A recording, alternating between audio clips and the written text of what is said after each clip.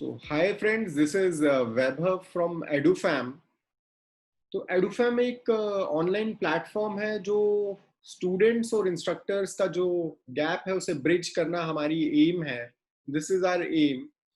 और अभी हमारा फोकस JNK में जो कॉम्पिटिटिव एग्जाम है जैसे क्लास 4 के एग्जाम, अकाउंट असिस्टेंट पंचायत, उसके मॉक टेस्ट हमारे प्लेटफॉर्म पे अवेलेबल हैं और बहुत सारे स्टूडेंट्स हमारे जो मॉक टेस्ट हैं वो प्रैक्टिस कर रहे हैं.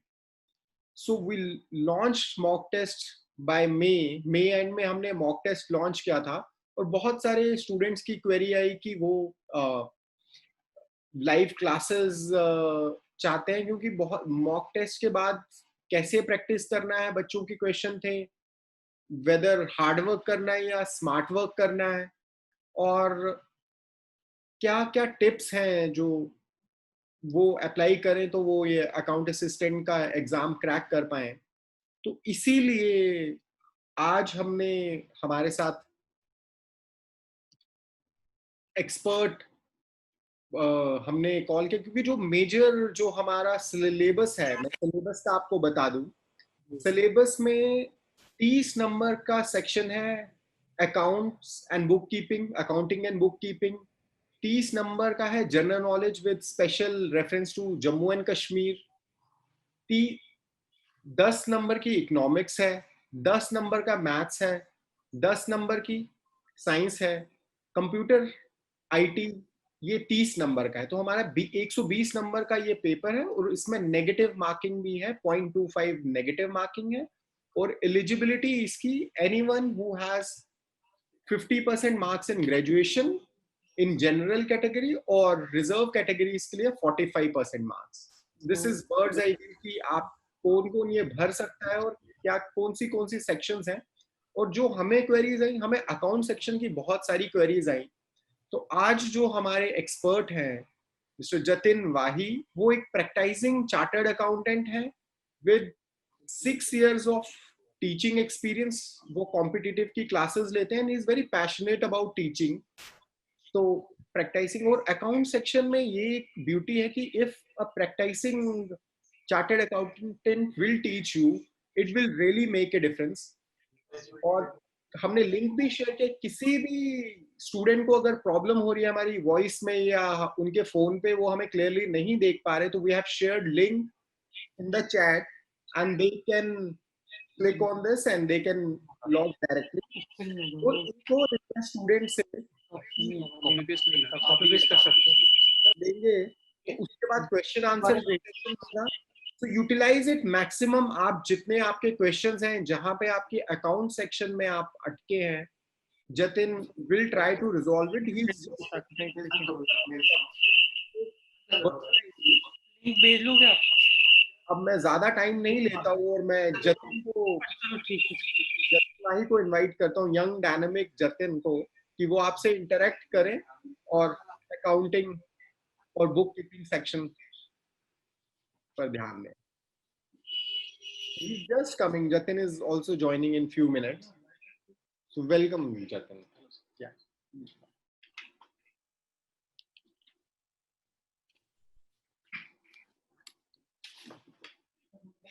Good evening to all of you. Myself, Jatin Wahi. I'm a chartered accountant, practicing chartered accountant. It's been 2 years that I have been practicing in this field. It's an honor to teach the students for the Accounts Assistant Panchayat 2020.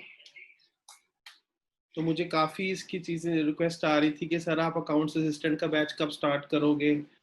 तो इस Covid की वजह से काफ़ी ये थोड़ा delay हो गया बैच. तो हमने सोचा कि ऑफलाइन तो ये हो नहीं पाएगा क्योंकि ये परमिशंस वगैरह हमें नहीं मिल पा रही हैं ये कोर्सेज स्टार्ट करने के लिए. तो हमने सोचा इसको ऑनलाइन मोड पे स्टार्ट किया जाए. तो एडुफैम के साथ हम इसको आपको लाइव लेके आ रहे हैं वेबिनार पे. ठीक है. तो मैं एक बार आपको बता देना चाहूँगा कि जो एडुफैम से कनेक्टेड है और उनको वीडियो और ऑडियो में कोई प्रॉब्लम नहीं आ रहा है तो they can keep here only. Otherwise, you can join us also on Zoom. The link has already been shared on the chat box. अगर आप चाहते हो तो आप मैं एक बार फिर से इनको बोलता हूँ कि वो लिंक शेयर कर देते हैं फिर से, तो ट्राई करते हैं, खुद अगर हो जाता है तो कर देते हैं।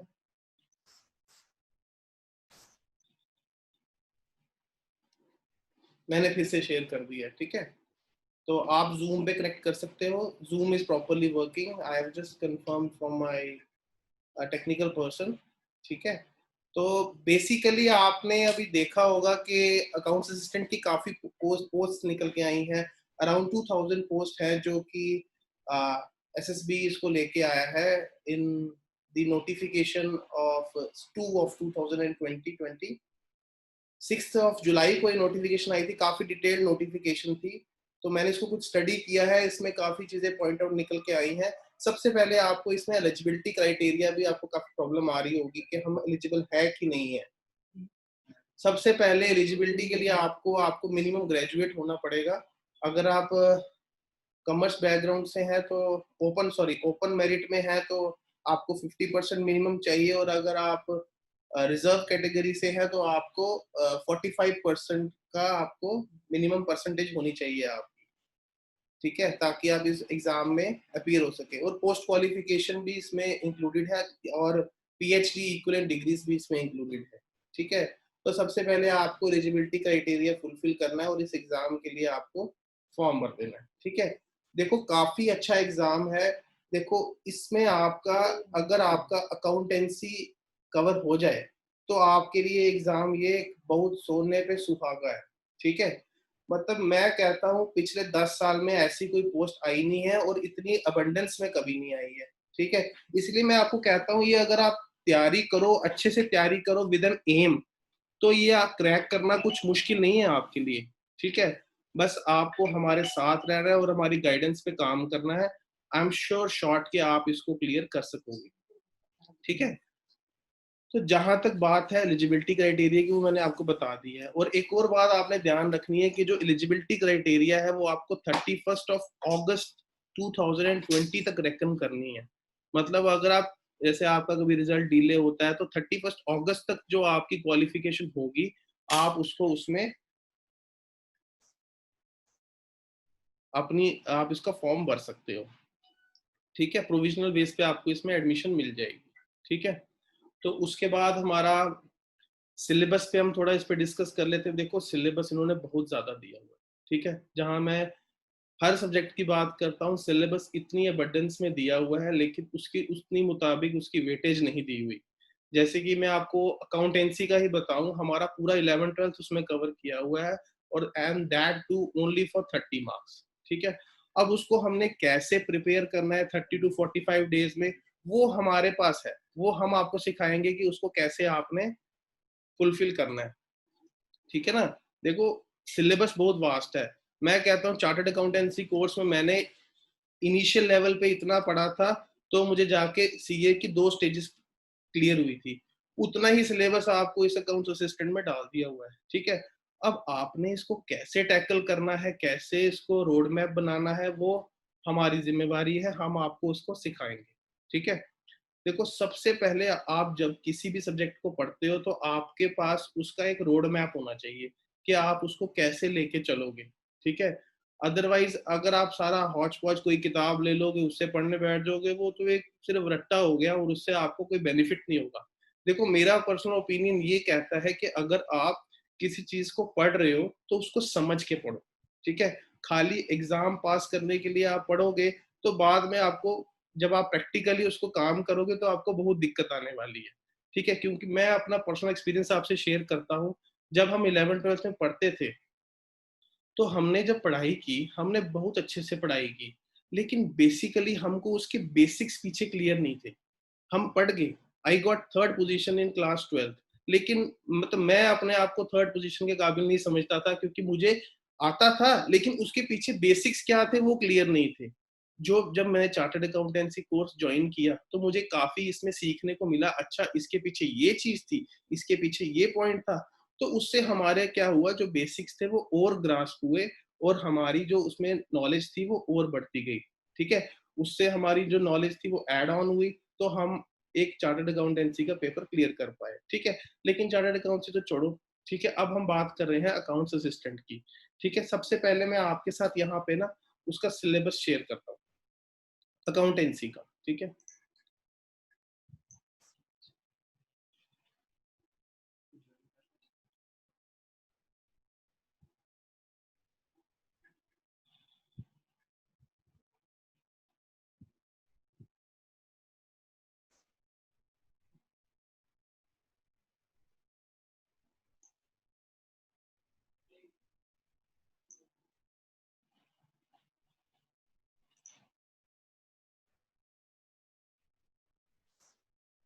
ये देखो, जैसे मैं आपको एक अकाउंटेंसी का डिटेल सिलेबस बताता हूँ। ठीक है, इसमें सबसे पहले इन्होंने बताया हुआ introduction to financial accounting and its terms. ठीक है, उसके बाद इन्होंने बताया हुआ अकाउंटिंग इक्वेशन। ठीक है, उसके बाद इन्होंने बताया हुआ है हमारे पास वाउचर अप्रोच इन अकाउंटिंग। ठीक है, फिर हमारी बैंक रिकंसिलिएशन स्टेटमेंट, फिर financial management statements, partnership account. देखा जाए तो पूरी इन्होंने क्लास 11th और क्लास 12th की अकाउंटेंसी कवर कर दी है। ठीक है, अब आपको तो ये 30 नंबर की आनी है। ठीक है, एग्जाम में तो आप इसको कैसे टैकल करोगे, वो हमारा एक रोड मैप बनाया जाएगा इस पे, जो आपको इस 30 नंबर को पूरा करने में हेल्प करेगा। देखो, मैं कहता हूँ मेरे साथ चलो, 30 नंबर कहीं नहीं गए, ये मैं श्योरिटी देता हूँ आपको। ठीक है, 30 नंबर अकाउंट्स के आपके कहीं नहीं गए, चाहे वो नॉन कॉमर्स बैकग्राउंड का क्यों ना हो और कॉमर्स बैकग्राउंड का क्यों ना हो। ठीक है, देखो कॉमर्स बैकग्राउंड वालों को भी मैं ये पूछना चाहता हूँ। ठीक है, देखो जब भी हम अकाउंटेंसी पढ़ते हैं, हमारे बेसिक्स हमेशा वीक रहते हैं। ठीक है, आपको याद होगा 11th और 12th में ना स्टार्टिंग में ना हमारे ना कुछ थ्योरी वाले चैप्टर्स होते थे। ठीक है, हम उसको छोड़ देते थे। ठीक है, हमारे टीचर्स यही कहते थे कि यार इसमें तो इतना सा आएगा, उसकी कोई टेंशन नहीं, बाकी प्रैक्टिकल तैयार कर लो। ठीक है, बाकी आपको थ्योरेटिकली आपको इतनी नॉलेज गेन नहीं हुई। ठीक है, जबकि मेरा मानना है जो प्रैक्टिकली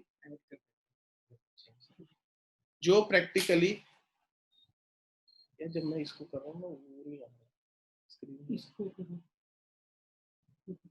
स्टॉप कर रहा है। नहीं, आपने जो करना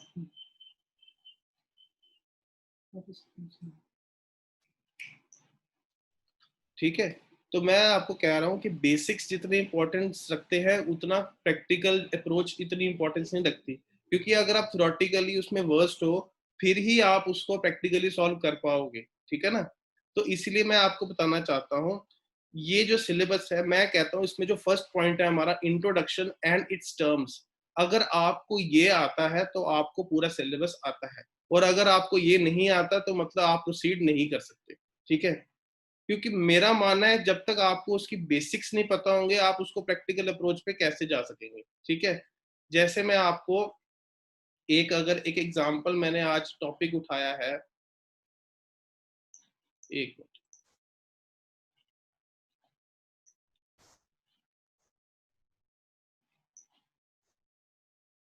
देखो हमारा अकाउंटिंग बेसिक्स में क्या रहता है। ठीक है, देखो सबसे पहले हमारे पास दो ऑप्शन होते हैं, एक होती है जनरेटिंग फाइनेंशियल इंफॉर्मेशन और उस इंफॉर्मेशन को यूज करना। ठीक है, सबसे पहले क्या होती है, जो भी अकाउंटिंग स्टार्ट होती है आपको पहले क्या करना पड़ता है, पहले इंफॉर्मेशन को आपको जनरेट करना पड़ता है। ठीक है, तो इस जनरेशन ऑफ अकाउंटिंग इंफॉर्मेशन को फिर आपको कैसे यूज करना है वो अकाउंटिंग आपको बताती है। ठीक है, जब आपको उसको जनरेट करते हो तो जनरेशन के लिए आपको कुछ फंडामेंटल चीजें चाहिए होती हैं, जैसे कि सबसे पहले आप इंफॉर्मेशन को क्या करोगे, रिकॉर्ड करोगे। सबसे पहले इंफॉर्मेशन को क्या करोगे, रिकॉर्ड करोगे। Once you have recorded the information then you will classify it. सबसे पहले आप इंफॉर्मेशन को क्या करोगे, रिकॉर्ड करोगे। आपको कोई इंफॉर्मेशन मिली, आपने उसको क्या किया, आपने उसको रिकॉर्ड कर लिया। ठीक है, अब रिकॉर्ड कैसे करना है वो हम आगे सिलेबस में देखेंगे, लेकिन सबसे पहले आपने क्या करना है, उसको रिकॉर्ड सॉरी, फिर आप उसको क्या करोगे, उस इंफॉर्मेशन को जिसको आपने रिकॉर्ड किया है उसको आपको क्लासिफाई करना पड़ेगा। क्लासिफिकेशन कैसे होएगी वो भी हम आगे देखेंगे। फिर हम उस इंफॉर्मेशन जो हमने क्लासिफाई की उसको समराइज करना है, ताकि एक एक लेमैन के लिए भी वो हम उसको एक समराइज करके देंगे ताकि वो उसको भी समझ सके, और फिर हम उसको एनालाइज करेंगे, फिर उसके बाद हम उसको इंटरप्रेट करेंगे ताकि उसमें समझ आ सके कि वो कहना क्या चाहता है। फिर हम अपने जो यूजर्स हैं उनको क्या करेंगे, कम्युनिकेट करेंगे। ठीक है, मेरा मानना है ये चीज भी बात की है। ठीक है, लेकिन सबसे पहले आपको पता होना चाहिए कि फिनेंशियल इंफॉर्मेशन कहाँ से जनरेट हो। ठीक है, सबसे पहले अगर आप रिकॉर्डिंग भी करोगे तो किस चीज की रिकॉर्डिंग करोगे। ठीक है, आपके पास कुछ इवेंट या कोई ट्रांजेक्शन होनी चाहिए जिसको आप क्या करोगे, रिकॉर्ड करोगे। ठीक है, मेरा मानना है कि रिकॉर्डिंग करने के लिए भी आपको कुछ चीजें समझनी पड़ेंगी, तभी आप किसी इंफॉर्मेशन को क्या कर सकोगे, रिकॉर्ड कर सकोगे। ठीक है, तो मैं सबसे पहले इसी टॉपिक पे आता हूँ। एक हमारा वेरी इंपॉर्टेंट टॉपिक है इवेंट वर्सेस ट्रांजैक्शन। ठीक है, कोई भी इसको कैटर नहीं करेगा, वो सीधे आपको पहली क्लास में जनरल एंट्री स्टार्ट कर देंगे, आपको पीछे उसकी बैकबोन कुछ नहीं पता होगी कि क्या हुआ है क्या नहीं हुआ है। ठीक है, इसलिए we have to start it with very beginning. ठीक है, सबसे पहले हमारा एक कॉन्सेप्ट होना चाहिए कि इवेंट वर्सेस ट्रांजैक्शन। ठीक है, देखो सबसे पहले एक घटना होगी, उसी के बाद क्या होगा, रिकॉर्डिंग की बातें आएंगी। ठीक है, सबसे पहले क्या होगी, एक इंसिडेंट होगा जिसको हमने रिकॉर्ड करना है। अब क्या वो इंसिडेंट हमारी फिनेंशियल अकाउंटिंग के लिए एलिजिबल है भी है कि नहीं, वो डिटरमाइन हमने करना है अपने पॉइंट ऑफ व्यू पे, उसी के बाद हम आगे रिकॉर्डिंग पे जा सकते हैं। ठीक है, तो सबसे पहले मैं आपको बताता हूँ कि इवेंट क्या होता है। Event is an incident or occurrence that concerns the business or impacts the business dealings. कोई भी इंसिडेंट अगर होता है या कोई ऑकरेंस होती है किसी भी चीज की जिससे बिजनेस या उसकी डीलिंग्स को इम्पैक्ट होता है, उसको हम क्या बोलते हैं, इवेंट बोलते हैं। जैसे कोई भी इवेंट हो गया, मैंने कहा मैंने आज मैंने बिजनेस करना है, मैंने बाजार से सामान लाया। ठीक है, अपने आगे सामान बेचने के लिए। ठीक है, मैं सोचा मैंने ट्रेडिंग का काम शुरू करना है, मैंने कहा मैंने ना लक्स की एजेंसी लेनी है। ठीक है, लक्स सोप की एजेंसी लेनी है, तो मैंने ना उसका डिस्ट्रीब्यूटर से सामान ले आया, तो मैंने उसको पेमेंट कर दी। ये क्या होगी, एक ट्रांजैक्शन होगी। ठीक है, इस ट्रांजैक्शन को इवेंट बोला जाएगा, बिल्कुल बोला जाएगा।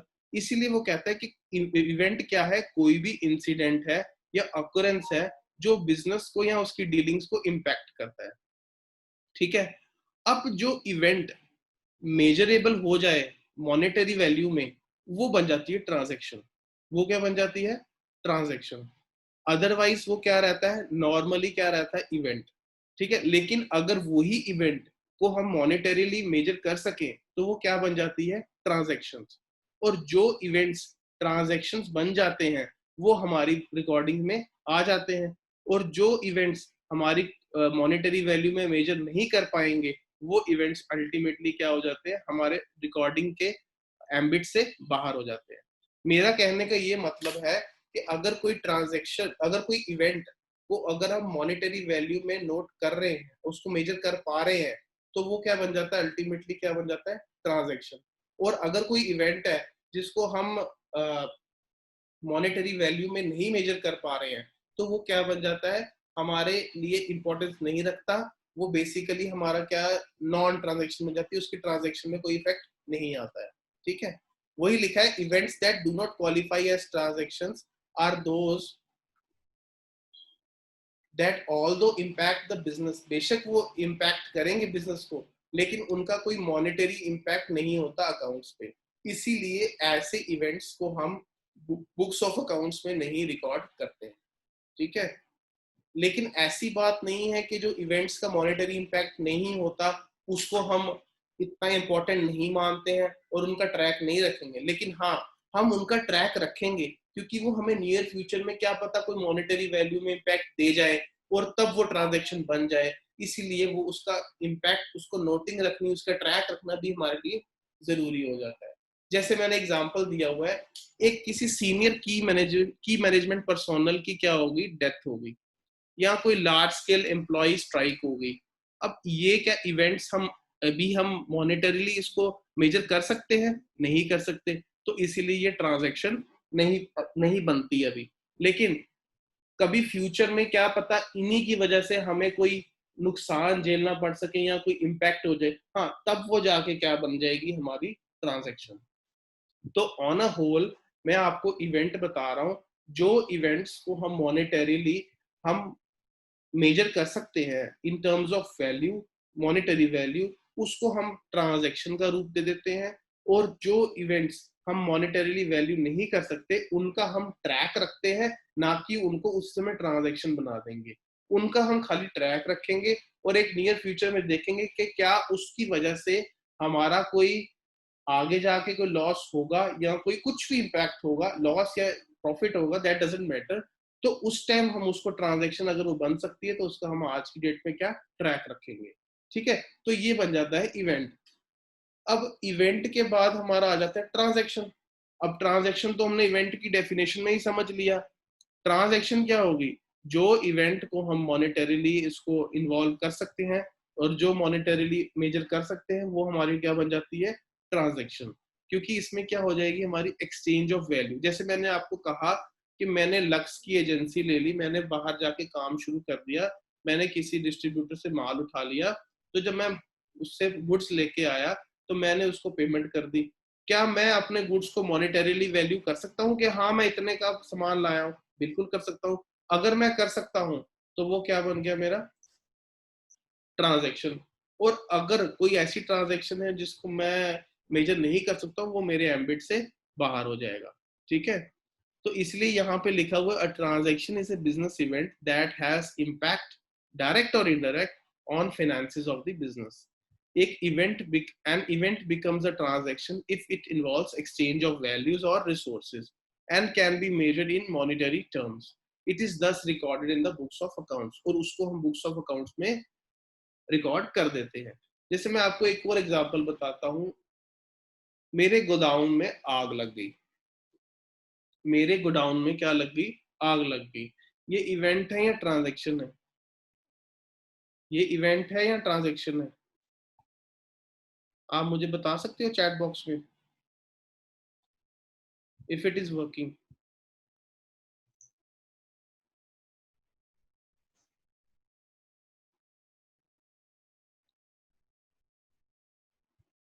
बता सकते हो चैट बॉक्स में?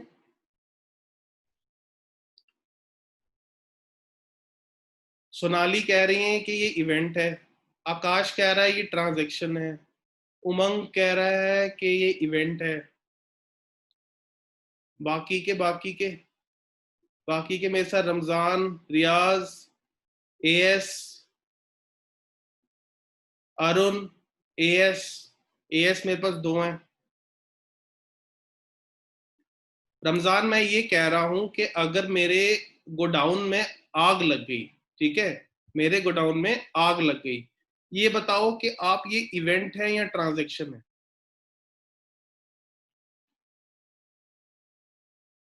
रियाज का आ गया इवेंट है। रमजान मैंने रिपीट कर दिया बेटा। हाँ इवेंट। एएस, मैं एएस का वेट कर रहा हूं।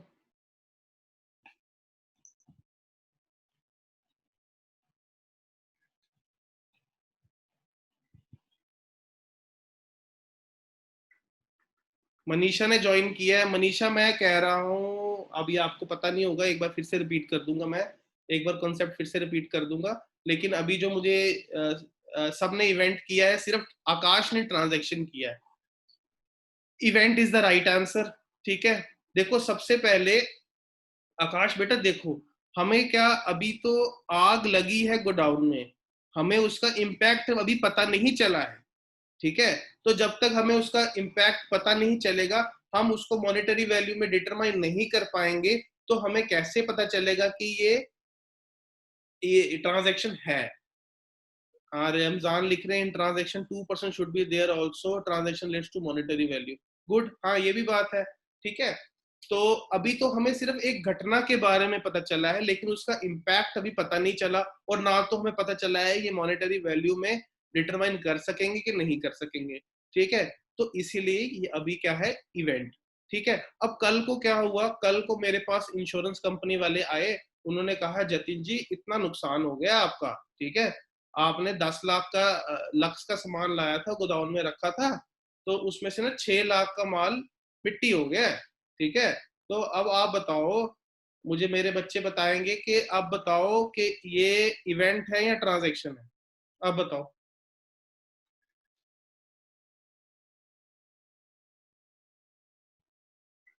मैं वेट कर रहा हूं, अब बताओ ये इवेंट है या ट्रांजैक्शन है।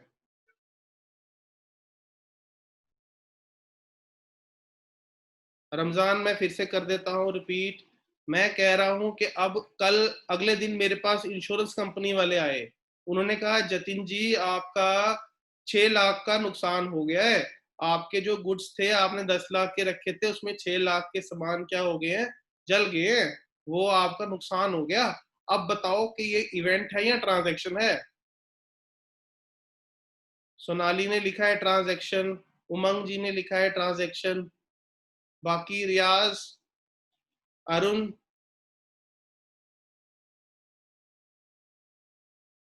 रमजान, मनीषा। अच्छा मनीषा को शायद अभी पता नहीं होगा। रमजान कह रहे हैं it's still an event.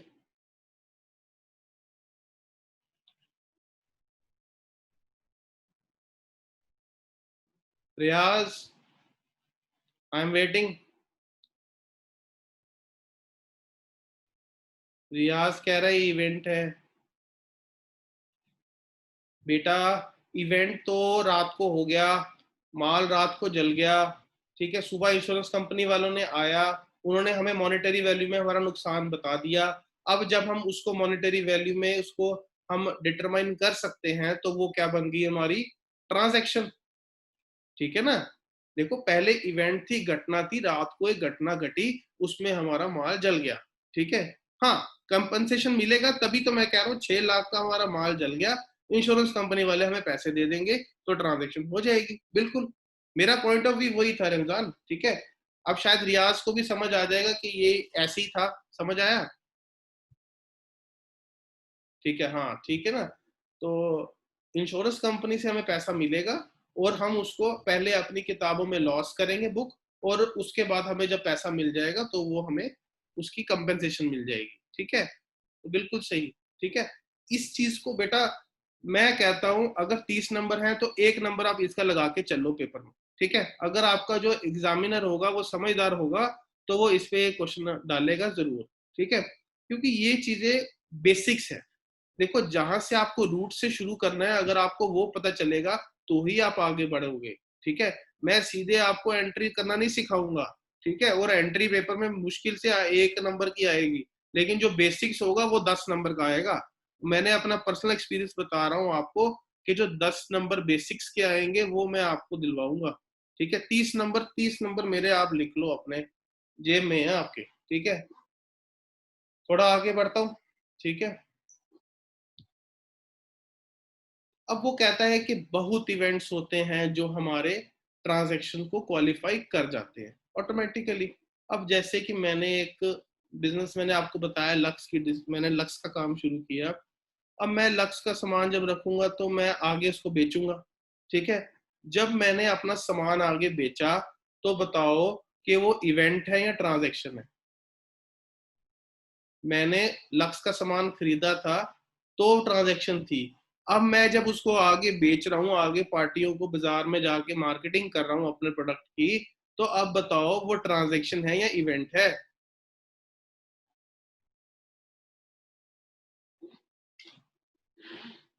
Sonali transaction, very good.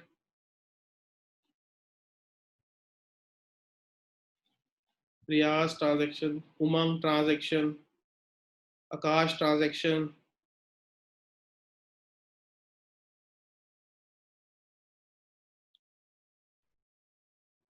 Transaction, exchange of goods considers, very good, ठीक है।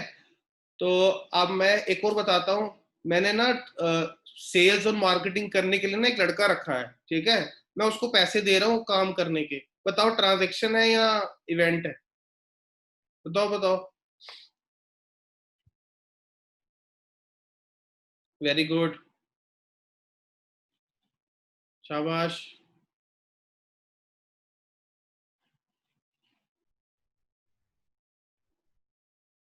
बाकी बाकी उमंग इवेंट कैसे हो गया?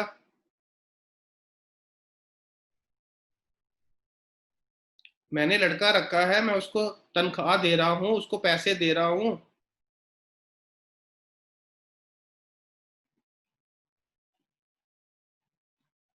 ठीक है,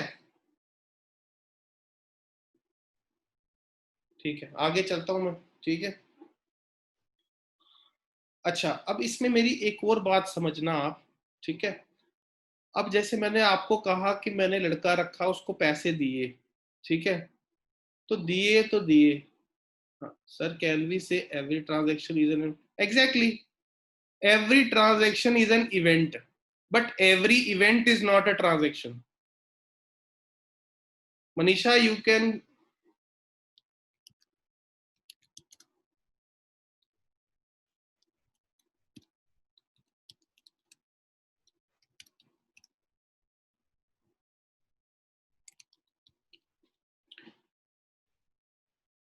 एग्जैक्टली, रमजान बिल्कुल ठीक कह रहे हैं। रमजान कह रहे हैं कि सर क्या हम ये कह सकते हैं कि हर ट्रांजैक्शन एक इवेंट है? एग्जैक्टली, हर ट्रांजैक्शन एक इवेंट है, बट हर इवेंट एक ट्रांजैक्शन नहीं हो सकती। To qualify an event into a transaction, it must involve a monetary value. ठीक है, अब वो मॉनेटरी वैल्यू हमारी जरूरी नहीं है कि वो आज ही हो। अगर देखो, जैसे मैं आपको बताता हूँ, मैंने क्या किया, मैंने आगे पार्टी को माल बेचा। ठीक है, मेरे वहां पे एक करियाना स्टोर था, दुर्गा करियाना स्टोर। ठीक है, क्या था? दुर्गा करियाना स्टोर। ठीक है, मैंने क्या किया, मैं उनके पास गया, मैंने कहा दुर्गा साहब क्या हाल है, ये मैंने ना लक्स का काम शुरू किया है, तो आपने आगे से माल मेरे से ही लेना है। ठीक है, तो कहते ठीक है जतिन जी, आपने एक बार कह दिया तो बार बार आपको कहने की बात ही नहीं है, तो ठीक है आपसे ही लेंगे सामान। तो मैं उनको क्या करता हूँ, मैंने कहा ये लो 3 कार्टन आप रख लो, तो आपको मैं जीएसटी वाला बिल काट देता हूँ। तो जीएसटी वाला मैंने बिल काट दिया उनको 50,000 का। ठीक है, तो कहते ठीक है। अब कहते वो पेमेंट मैं आपको आज नहीं करूंगा, 3-4 दिन के बाद करूंगा। ठीक है, तो मैंने कहा ठीक है। अब आप मुझे बताओ कि मैंने पेमेंट मुझे अभी नहीं मिली, लेकिन मैंने उसको माल दे दिया है। मैंने उसको बोल दिया है कि तू बिल भी दे दिया उसको, 3 दिन के बाद वो मुझे पैसे भी दे देगा। तो क्या मैं इस चीज को ट्रांजेक्शन बोलूंगा या इवेंट बोलूंगा?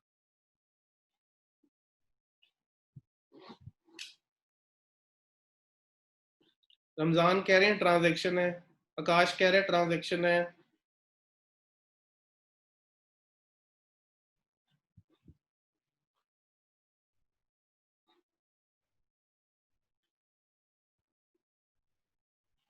सोनाली, बाकी बताओ सारे।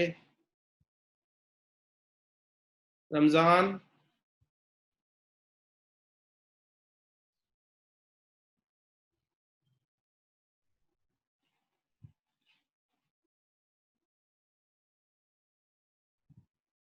रमजान, रमजान का आ गया, रियाज का भी आ गया, सोनाली ट्रांजेक्शन।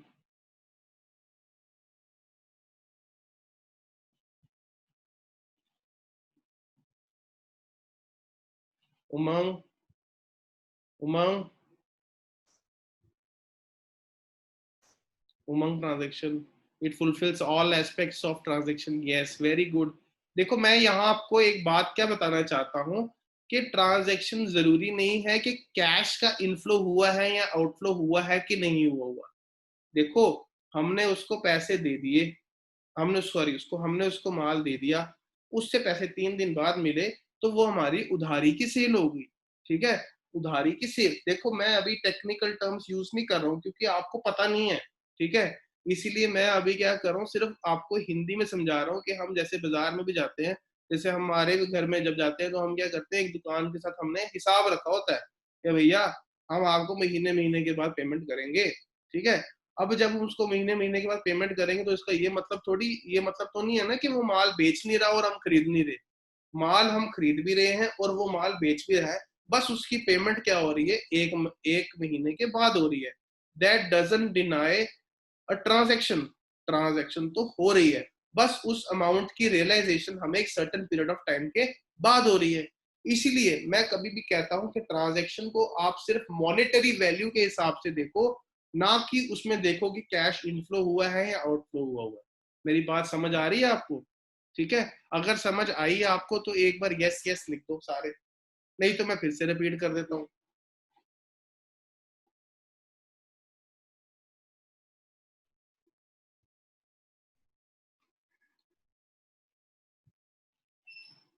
पानी पिला दो यार।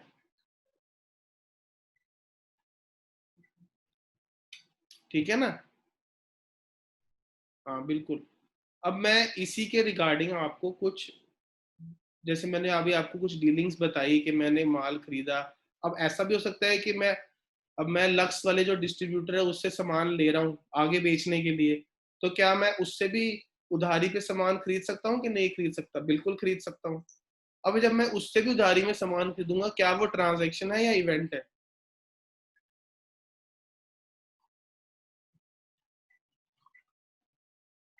सॉरी,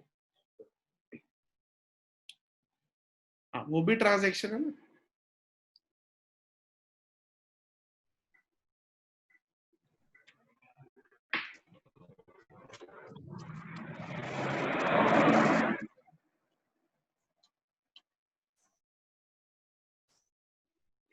ठीक है, तो मैं वेदर वी सेल और purchase both are considered transaction. Exactly, हम कुछ खरीदे या हम कुछ बेचे, ट्रांजैक्शन है। बस बेटा आपको सेल परचेज के साथ रिस्ट्रिक्टेड नहीं रहना।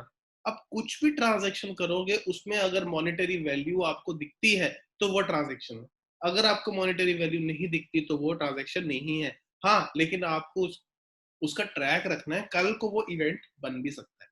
ठीक है, तो मैं आपको बताऊंगा कुछ बेसिक टर्म्स जो मैंने अभी आपको हिंदी में समझाई है, उसको हम टर्मिनोलॉजी एक बार उसको डिफरेंस देख लेते हैं। ये देखो, ये आपको इवेंट वर्सेस ट्रांजैक्शन की क्लैरिटी दे देगा। ठीक है, ये कह रहा है इवेंट क्या है? ऑल इंसिडेंट्स और occurrences that pertain to and that may have effect on business. ठीक है, सारे इंसिडेंट जिनका कोई इफेक्ट है बिजनेस पे। अब ये नहीं कह रहा कि इफेक्ट मॉनेटरी है या नॉन मॉनेटरी है। अगर वो मॉनेटरी है तो वो क्या बन जाएगा बेटा? ट्रांजैक्शन। और अगर वो मॉनेटरी नहीं है तो वो खाली इवेंट बन के ही रह जाएगा। ठीक है, वही ट्रांजैक्शन में लिखा है, वही देखो यहाँ वर्ड क्या यूज हुआ है? इवेंट्स। क्या वर्ड यूज हुआ है? इवेंट्स। ये वर्ड क्या यूज हुआ है? Events. Events which are recorded in books of accounts of a business as they have quantifiable impact on the finances. जिसका क्वांटिफिएबल इम्पैक्ट हो फाइनेंसेस पे वो क्या बन जाते हैं? Events, transactions. और जिनका क्वांटिफिएबल इफेक्ट ना हो वो क्या रह जाते हैं? खाली एज एन इवेंट। ठीक है, अब दूसरा पॉइंट ऑफ डिफरेंस है, क्या एक्सचेंज ऑफ रिसोर्सेज होते हैं? इवेंट्स में नहीं होते और ट्रांजैक्शन में होते हैं। ठीक है, अब यस इन्वॉल्व, ये नहीं है कि अभी at a same point of time, that can be on a later point of time. ठीक है, तीसरा पॉइंट ऑफ डिफरेंस आ गया मेजरेबिलिटी। मेजरेबिलिटी इवेंट्स जो मॉनेटरी टर्म्स में नहीं होता और ट्रांजैक्शन मॉनेटरी टर्म्स में होता है। ठीक है, इमीडिएट होता है फॉर इवेंट्स नो, उसका बाद में भी इम्पैक्ट हो सकता है। और measurability in terms of transaction वो मॉनेटरी टर्म्स में होता है। ठीक है, इमीडिएट इम्पैक्ट वो अच्छा डिस्कस कर लिया।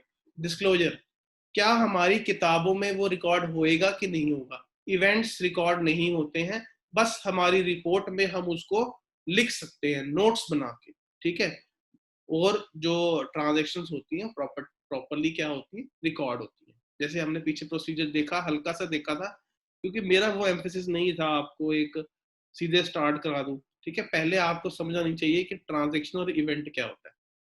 ठीक है, इसमें आपको कोई दिक्कत, इस डिफरेंस में कोई दिक्कत है तो बताओ।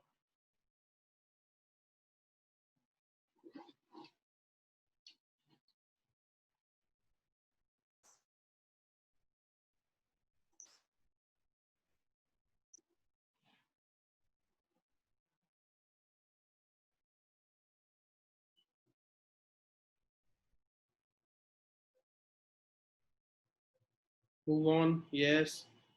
कोई दिक्कत किसी और को? बाकियों को दिक्कत है किसी को? प्रयास कह रहे नो सर।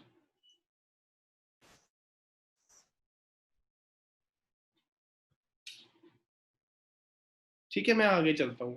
ठीक है, अब कुछ बेसिक टर्मिनोलॉजीज हम इसको यूज करेंगे, हम इसको समझेंगे कि ये क्या होती है और ये कैसे हमारे कोर्स में काम आएंगी। ठीक है, देखो बेटा, मैं इस पे बहुत एम्फोसिस दूंगा क्योंकि यही ही हमारा, जैसे आप कभी भी मतलब बड़े होते हो तो आपके घर वाले आपको कुछ चीजें सिखाते हैं कि बड़े होके आपने ऐसे करना है, ये ऐसे करना है। तो मैं कहता हूँ जब आपने अकाउंट्स पढ़ना है ना, तो आपको बेसिक्स और उसके कंसेप्ट क्लियर होंगे, तो ही आप आगे जाके उसको प्रैक्टिकली शेप दे सकते हो। इसलिए ये बहुत इंपॉर्टेंट रखते हैं। ठीक है, सबसे पहली मेरी टर्मिनोलॉजी जो आज यूज हुई, मैंने क्या किया है, जो जिस दिन जो लेक्चर होगा उस दिन जो हम टर्मिनोलॉजी यूज करेंगे उन्हीं को हम डिस्कस करेंगे विद टर्मिनोलॉजीज ऑल्सो। ठीक है, तो सबसे पहला टर्म्स क्या यूज की, मैंने कहा था कि मैंने बाहर पार्टियों को माल बेचा।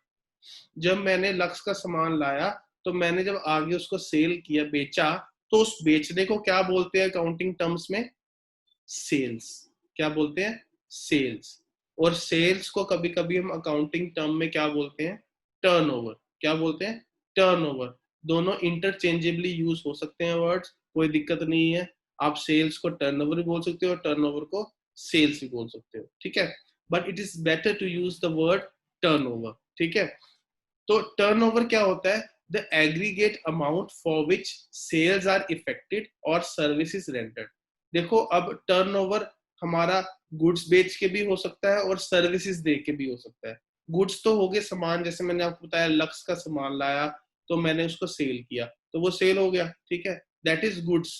लेकिन आप सर्विसेज क्या हो सकती है? कोई बता सकता है कि सर्विसेज से कैसे आपको रेवेन्यू जनरेट हो सकता है? सर्विसेज से कैसे हो सकता है?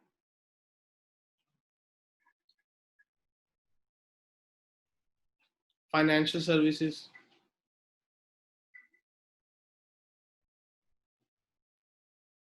Education institution, very good.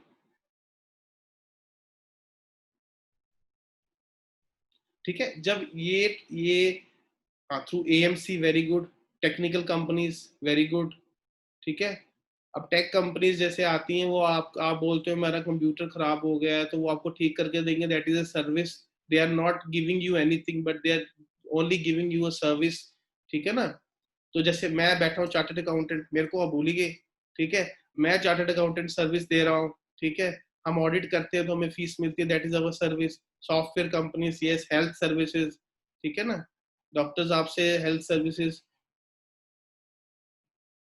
Even professional like you, thank you.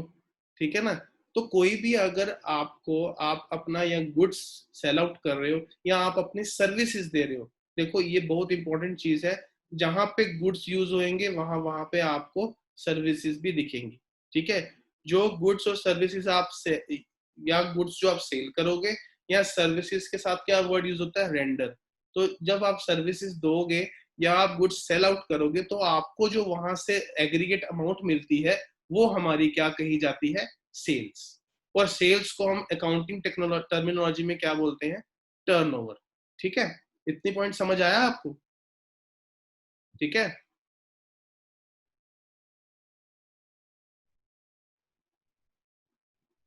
ठीक है। अब इसमें क्या होता है, इसमें दो चीजें आती हैं।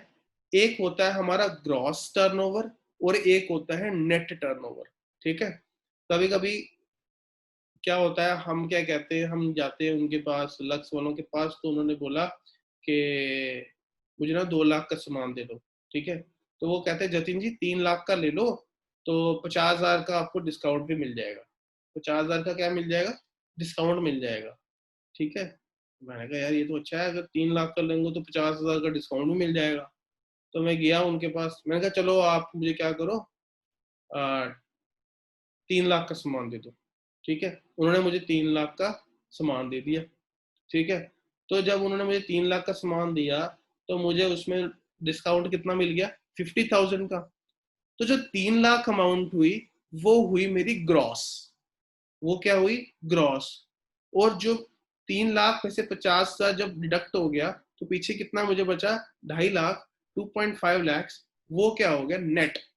मतलब जब भी हम डिस्काउंट को लेस कर देंगे, जो हमें फायदा मिला डिस्काउंट को, उसमें से जब लेस कर देंगे तो जो हमें रिमेनिंग अमाउंट मिलेगी उसको बोलते हैं नेट, ठीक है। और जो ग्रॉस होती है तो वो होगी जो एक्चुअल उसकी वैल्यू थी, उसको बोलते हैं ग्रॉस टर्नओवर।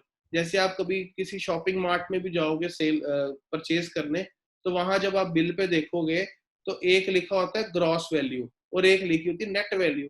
ग्रॉस वैल्यू होती है जो डिस्काउंट देने से पहले की अमाउंट होगी, और नेट वैल्यू होगी जो हमें डिस्काउंट देने के बाद वाली वैल्यू होगी, ठीक है। एक तो पॉइंट आ सकता है इसमें डिस्काउंट का, और दूसरा आता है रिटर्न्स का। दूसरा किसका आता है?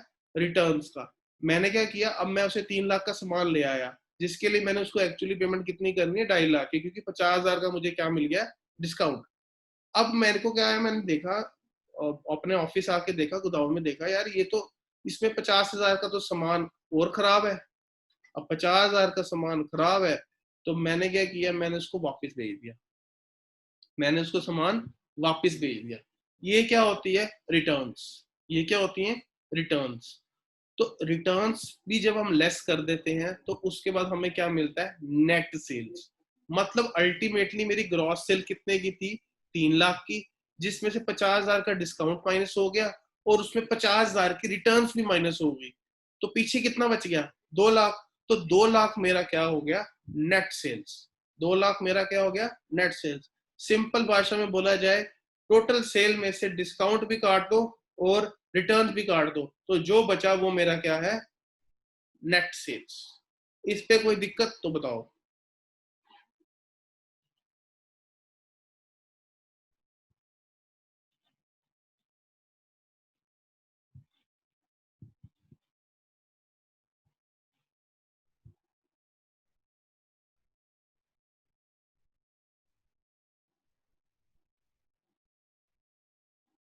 आगे चलूं?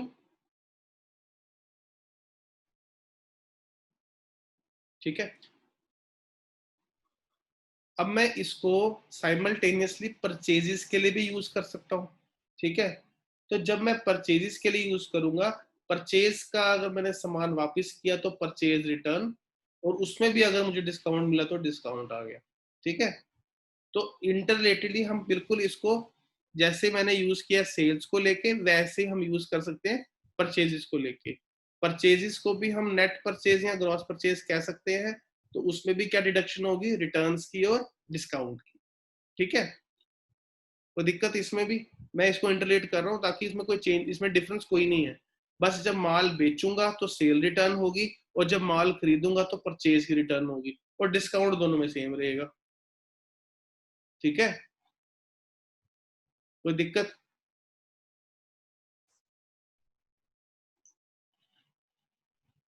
ठीक है।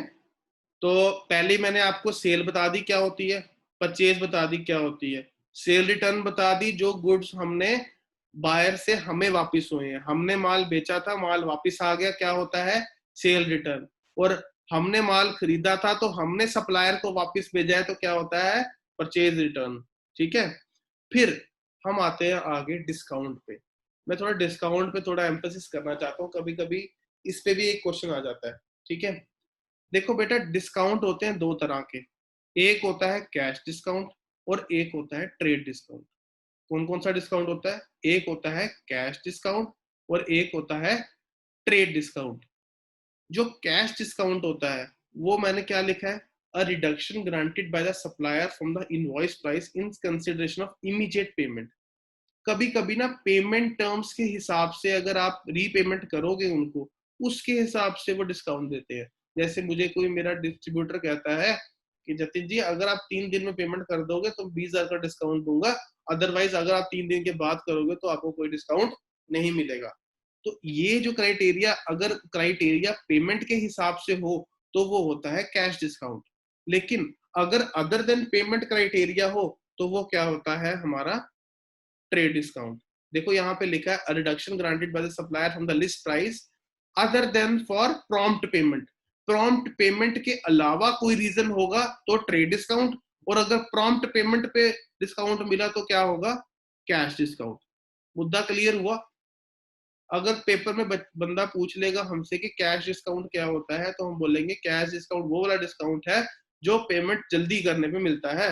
और अगर पूछेगा ट्रेड डिस्काउंट क्या होता है, तो हम क्या बोलेंगे भैया, जो इमीडिएट पेमेंट के अलावा अदर रीजंस होते हैं, वहां पे अगर हमें डिस्काउंट मिल जाए तो वो क्या होता है, ट्रेड डिस्काउंट होता है। ठीक है, इस पे कोई दिक्कत है तो पूछो।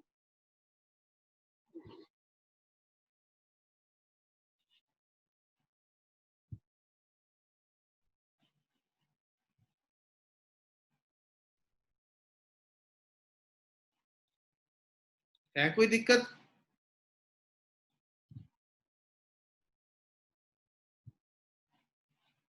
No doubts? नो?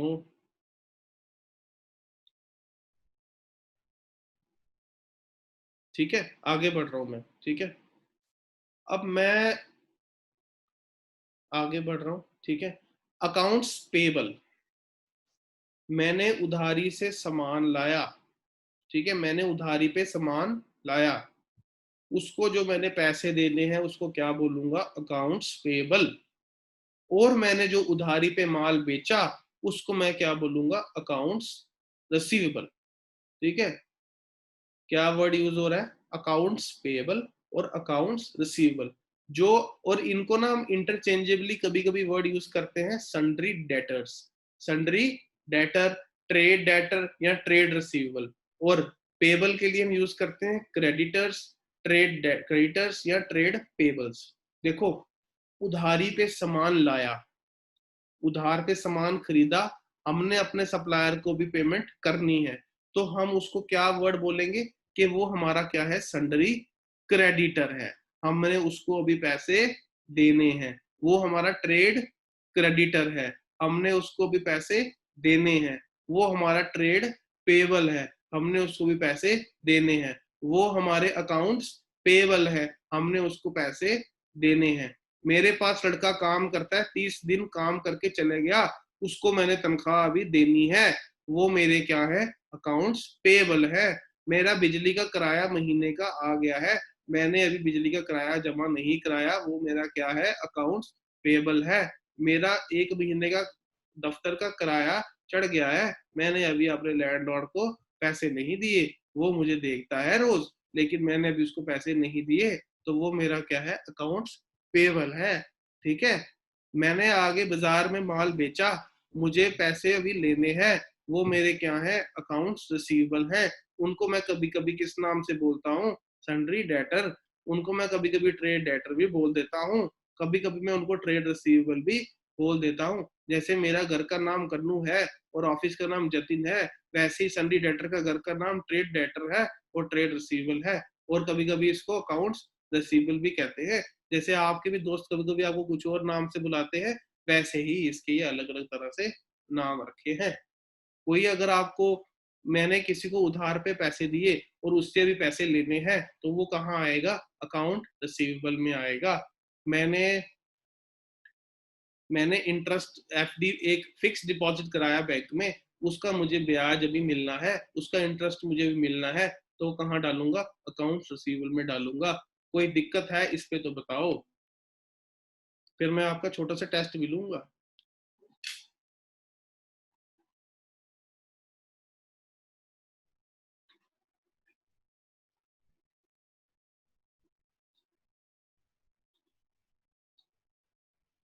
बोलो बोलो।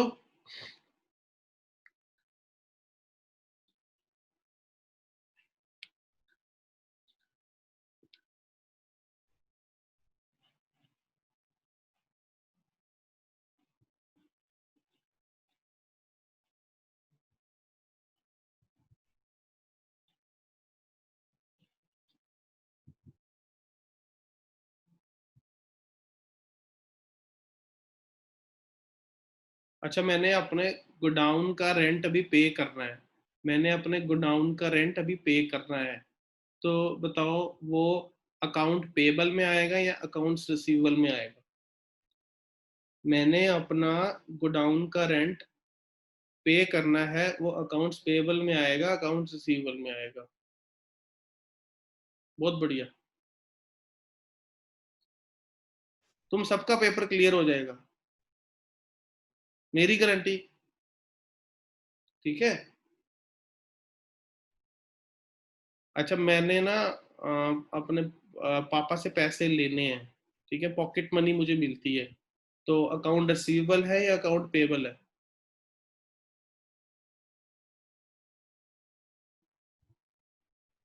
बहुत बढ़िया। अच्छा ना, मैंने ना मार्केट में ना थोड़ा सामान बेचा था, उसकी अभी पेमेंट आई नहीं है, तो वो मैं कहाँ दिखाऊंगा? सोनाली, मैंने पेमेंट लेनी है, मैंने सामान बेचा था, पैसे लेने हैं। हाँ। हाँ, is a debtor to us. ठीक है। ठीक है, समझ गया आप। ठीक है। अच्छा, मैंने ना लक्स के साथ शुरू किया, मैंने कहा चलो गोदरेज का भी सामान लेता हूँ। मैंने उनसे सामान ले आया था, लेकिन मैंने उनको भी पैसे नहीं दिए। तो बताओ वो कहाँ पे आएगा? पेपर। ठीक है। बहुत बढ़िया। आप वैसे इंटेलिजेंट हो। ठीक है। कुछ एमसीक्यूज हैं मेरे पास। ठीक है, मुझे बताओ। ठीक है। On January of 1st, Sohan paid rent of 5,000. This can be classified as event, transaction, a transaction as well as an event.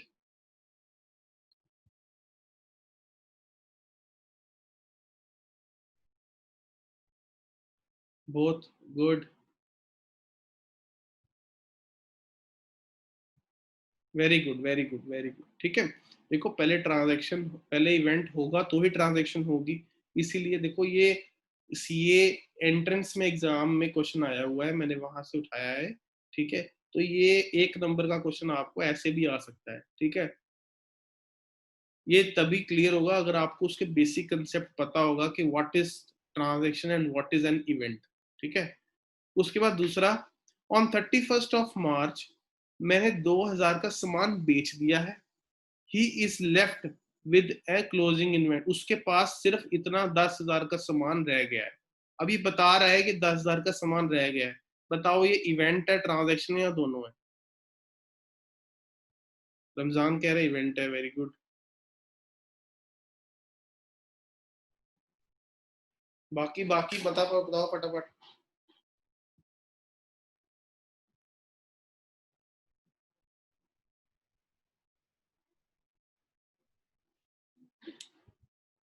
कह रहा है कि 31st मार्च को हमने इतना सेल कर दिया है और अब उसके पास 10,000 का सामान रह गया है। तो बताओ ये इवेंट है या ट्रांजैक्शन है?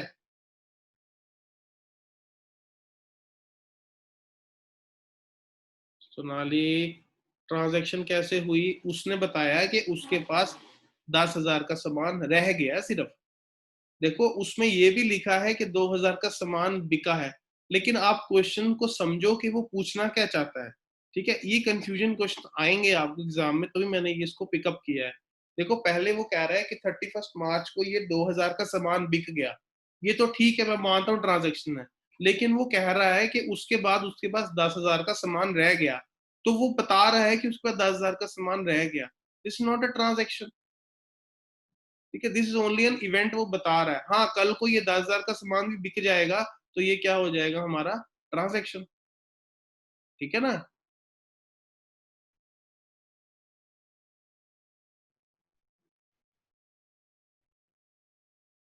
ठीक है।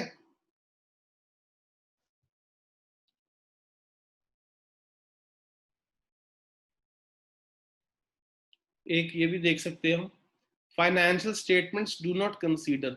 हमारे स्टेटमेंट्स क्या कंसीडर नहीं करते हैं? एसेट्स। वैसे अभी आप इसको बता नहीं पाओगे, ठीक है, क्योंकि मैंने अभी इसमें कुछ टर्म्स अभी डिस्कस नहीं की हुई। ठीक है। तो हम ये अगले लेक्चर में जब हमारा कोर्स स्टार्ट होएगा, वो भी वैभव सर आपको बताएंगे कि कैसे स्टार्ट होना है, कब स्टार्ट होना है। ठीक है। तो होप, मैं आपसे आशा करता हूँ कि ये जो हमारा इवेंट वर्सेस ट्रांजैक्शन पे एक इम्पोर्टेंट टॉपिक था, ये आपको समझ आया है। और अगर समझ आया है तो एक प्लीज एक बार यस कर दो, अगर कोई क्वेरी है तो वो भी पूछ लो।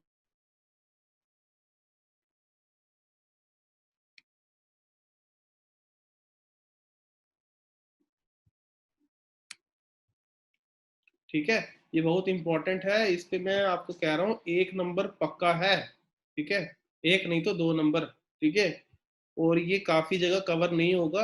और साथ में आपको बता दूं मैं, नोट्स सब मिलेंगे, लेकिन जो आप पर्सनली हाथ से लिखोगे, आपके जो हैंड रिटन नोट्स होंगे वही ही काम आएंगे। मैंने अपने पूरे, जब मैंने अपनी एकेडमिक्स में या उसके बाद चार्टर्ड अकाउंटेंसी का जब कोर्स किया है, तो जो मैंने हैंड रिटन नोट्स बनाए थे मेरे वही ही काम आते हैं। किताबों से तो चलो पढ़ना ही है, लेकिन जो मैंने खुद हाथ से बनाए होते हैं वो आपको खुद मेमोराइज हुए होते हैं और आपको उसकी ग्रास्पिंग जल्दी होती है, ठीक है। तो इसीलिए मैं आपको ये सजेस्ट करूंगा कि आप सारे खुद हैंड रिटन नोट्स बनाओ। ये पीडीएफ मैं आपसे शेयर कर दूंगा, और मुझे आप सारे, अगर आपको कोई भी क्वेरी होती है तो आप मुझे ईमेल कर सकते हो। मैं आपको ईमेल आईडी यहाँ शेयर करता हूँ चैट बॉक्स में।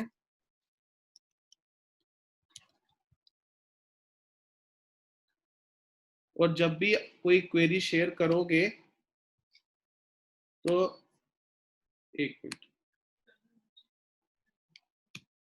जब कोई भी क्वेरी शेयर करोगे प्लीज अपना नाम और फोन नंबर मुझे भेज देना। मैं एक ग्रुप बना लूंगा, उसमें आपको ऐड कर दूंगा, तो वहीं पे आप अपने सारी क्वेरी शेयर कर देना। मैं उसको इवनिंग में, most probably after office hours, मैं आपकी इस क्वेरीज को रिजॉल्व कर दूंगा। और अपनी ईमेल्स तो इनकी है हमारे पास। हाँ हाँ, तो उस पे हम आपको नोट्स भी भेज दिया करेंगे जो हम पीडीएफ बनाएंगे ना, ठीक है। हाँ ठीक है। हाँ ठीक है। कोई और क्वेरी हो तो इस पे मेल कर देना आप, ठीक है। तो बाकी जो मैंने बताया आपको हैंड रिटन नोट्स मिल जाने चाहिए, बनाओ आप साथ साथ, और उसमें कोई भी दिक्कत आती है तो आप मुझे बताओ, ठीक है। हाँ, एमसीक्यूज भी हम आपको देंगे साथ में, हमारी जो हमारे पैकेज में ही इंक्लूडेड है। 12 मॉक टेस्ट पेपर है सर। हाँ, 12 मॉक टेस्ट पेपर है, आप उसको सॉल्व करो, कोई टेंशन नहीं, सब क्लियर हो जाएगा, माता रानी की कृपा हो, ठीक है। ए वैभव जी आपसे बात करेंगे। Thank you and take care, ठीक है। Thank you so much.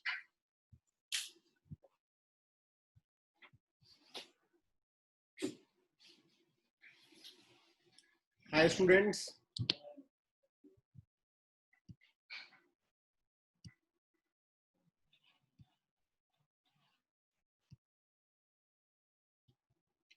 So hope session insightful था। हमारा ये कॉन्टेक्स्ट लाइव क्लासेस का यही था कि आप इंटरेक्ट कर पाए स्टूडेंट्स, क्योंकि विदाउट इंटरेक्शन, जैसे हम यूट्यूब पे क्लासेस शेयर कर देते हैं उसका, बिकॉज स्टूडेंट्स हमसे इंटरेक्ट नहीं कर पाते तो उनके क्वेश्चंस क्वेरीज अनरिजॉल्व रह जाती हैं। तो इसीलिए ये कॉन्टेक्स्ट था कि हम लाइव क्लासेस करें, और hope you learn in this session. और हमारी सबसे रिक्वेस्ट है कि कल भी हम ये सेशन, कल हम इकोनॉमिक्स के हमारे एक्सपर्ट हैं साहिल सर, साहिल मेहता सर, वो हमारे साथ लाइव होंगे 6:30 PM।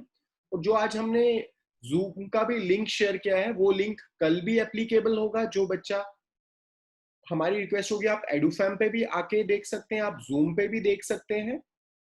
तो अपने फ्रेंड से भी शेयर कीजिए, वो ये अपॉर्चुनिटी मिस नहीं करें।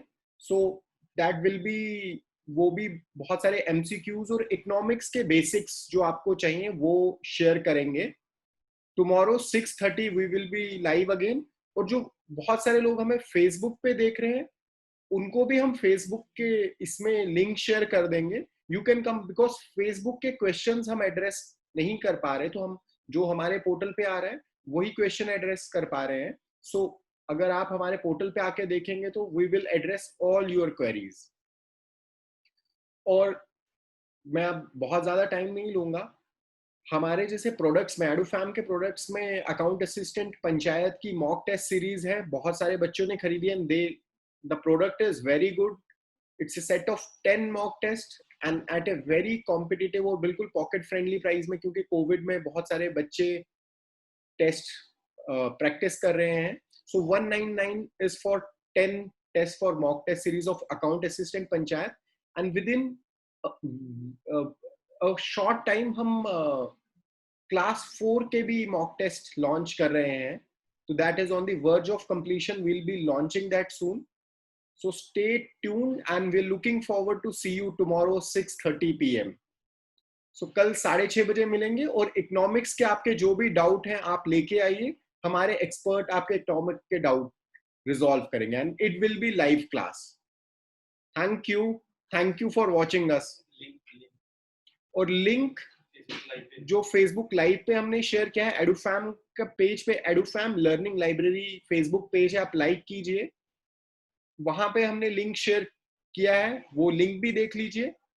और ये जो आज भी जो लिंक हमने चैट में भी शेयर किया है पासकोड और ये, दिस विल बी एप्लीकेबल.